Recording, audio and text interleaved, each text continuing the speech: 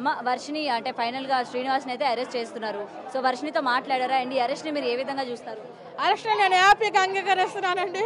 మేము ఈ రోజు పడిన బాధ పోలీస్ కమిషనర్ వారు, మీడియా మిత్రులు, సౌరుద్ర స్వామి గారు, జోగి అందరూ మా బాధ చూడలేకపోయారండి. నా పిల్లల్ని సేఫ్గా తీసుకురావాలని అందరూ మాకు రక్షణగా నిలిచినందుకు అందరికీ మా హృదయపూర్వక ధన్యవాదాలండి. వర్షినితో ఏమైనా ఫోన్లో మాట్లాడడం కానీ పోలీసులు మీ చేత మాట్లాడించడం కానీ ఏమైనా చేశారమ్మా ఈ గ్యాప్లో? చేయలేదండి. ఫోన్ చేయలేదా? చేయలేదు. ఆమె రెండోసారి నా దగ్గరికి వస్తే తల్లిదండ్రుల బంధము అందరి బంధం తెంపేసేస్తాను, ఎవరితో మాట్లాడను, ఏకంగా నా సొంతం చేసుకుంటాను అని మమ్మల్ని బెదిరిస్తుందండి. అంటే మీతో అసలు మాట్లాడనివ్వదంటండి. ఎవరు? శ్రీనివాస్ అన్నాడా? శ్రీనివాస్ అన్నాడండి. శ్రీనివాస్ జైల్లో ఉన్నాడు కదా, వాడికి ఇంకా ఉరిశిక్ష పడాలండి. నా కూతురే కాకుండా ఇంకా చాలా మంది ఆ రాధిక నామంగా చూస్తే నాకు ముఖం చాలా వేసిందండి. ఆ పిల్లని ఇంకా ఇంకా 4-5 ఉన్నారండి. ఇలాంటి ఆడవాళ్ళు మోసపోకుండా ఈ సమాజానికి పట్టిన చీడ పురుగుని ఎన్కౌంటర్ చేసి చంపాలని నేను అనుకుంటున్నాను.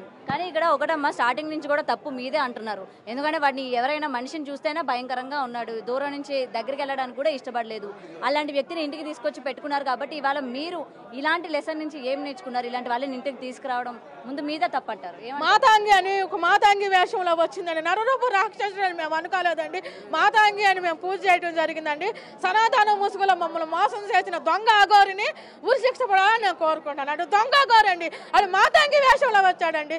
మేము పూజలు చేసి ఆడపిల్లని ఏం చేసేద్దాం అనుకున్నాం, కానీ దరిద్రుడు అంత పిచ్చుండేవాడు డైరెక్టర్గా వాళ్ళ అమ్మాయిలు చెప్పి పెళ్లి చేసుకోవాలండి. ఇట్లా ఆడవాళ్ళని మోసం చేయటం ఏంటండి? ఆడపిల్లల్ని 23 సంవత్సరాలు పెంచుకున్న పిల్లని ఇట్లా తీసుకెళ్లిపోయి తల్లిదండ్రుల సంబంధం లేకుండా చేసి ఎక్కడెక్కడో పెట్టి ఏమేమో చేపిస్తే మా బాధ ఎంతగా ఉండిద్దండి. మీరు చెప్పండి అండి. అది అయితే ఆ పిల్లని తీసుకెళ్ళడానికి మీకు 3 కోట్లు ఇచ్చారు, అందుకే మీ అంగీకారంతోనే తను తీసుకుపోయాడు అనేది అంటూ ఉన్నారు. మాకు ఎటువంటి రూపాయలు లేదు, ప్రూఫ్స్ ఉండవు, చూపిమనండి. మేము ఎటువంటి రూపాయలు మేము ఎరగమండి. ఆమెకే మేము 48,000 అప్పు ఎదురు పెట్టామండి. మరి మీరు కాలేజ్ ఫీజు కట్టినప్పుడు ఎందుకని అడగలేదమ్మా? వర్షినికి నువ్వు ఎందుకు కడుతున్నావు, మేము కన్నాం కదా, మేము పోషించుకుంటాం కదా, మేము కట్టుకుంటామని మీరు ఎందుకు ఆ రోజు? నేను అడిగానండి. నాకు డాక్టర్ లక్ష రూపాయలు వచ్చినాయండి. నా ₹1,30,000 నాకు ఈ సంశయం కాదు, మేము కట్టుకుంటామంటే మీ ఇంట్లో కొన్నాక మీరు ఆతిథ్యం ఇచ్చారు, మీకు గిఫ్ట్ అందండి. సరే ప్రేమతో ఇస్తుందని మేము అనుకున్నాం కండి. ఈ 30,000 ముసుగులో నా పిల్లల్ని తీసుకెళ్ళిపోయి నా పిల్లల్ని బలి చేసుకునేదని నేను అనుకోలేదండి. ఓకే, సో ఇన్ని రోజులు వాళ్ళు యూపీలో ఉన్నారని అయితే తెలుస్తోంది కదా. సో ఇన్ని రోజుల్లోని మీకు ఏమైనా సీక్రెట్ గా వర్షిని ఫోన్ చేయడం కానీ, ఇక్కడ పరిస్థితి ఈ విధంగా ఉందని చెప్పడం కానీ ఏది కూడా జరగలేదా? ఏమీ లేదు, ఏమీ లేదు. అసలు తల్లిదండ్రులు ఊసే లేదండి. అమ్మాయికి కొత్త ఫోన్ కొనిచ్చాడు, అది తెలుసా మీకు? మాకు తెలియదండి. తీసుకుని ఐఫోన్ కొనిచ్చి లాగేసుకున్నాడు. ఫోన్ లేకుండానే వచ్చింది పిల్ల. మళ్ళీ ఏమైనా కొనిచ్చాడో నాకు తెలియదు. ఎందుకంటే అందరికి ఒక డౌట్, అక్కడి నుంచి ఇక్కడ వరకు అంత దూరం ఒక ఆడపిల్ల వచ్చిందంటే ఏ ధైర్యంతో వచ్చింది, డబ్బులు ఎక్కడి నుంచి వచ్చాయి, ఎవరు? ఏమీ లేదండి.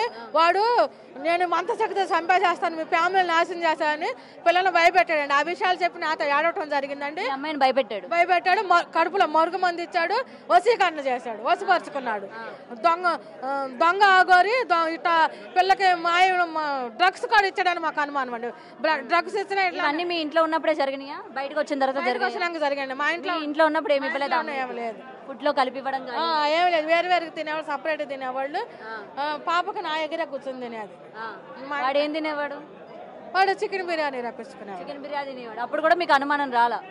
సనాతన ధర్మం అంటున్నాడు, దేవుడు అంటున్నాడు, చికెన్ బిర్యానీ తినడం ఏంటని మీరు ఏం క్వశ్చన్ చేయలేదు? అంటే మేము బయటకు వచ్చినప్పుడు ఇట్లా తింటాము, ఇప్పుడే తినేది, శ్మశానాలు అంటే మాకు కుదరదు అని చెప్పడం జరిగింది. అడిగామండి. ఇన్ని పసుపు తాళ్ళు ఉండేయండి, పసుపు కమ్ములు.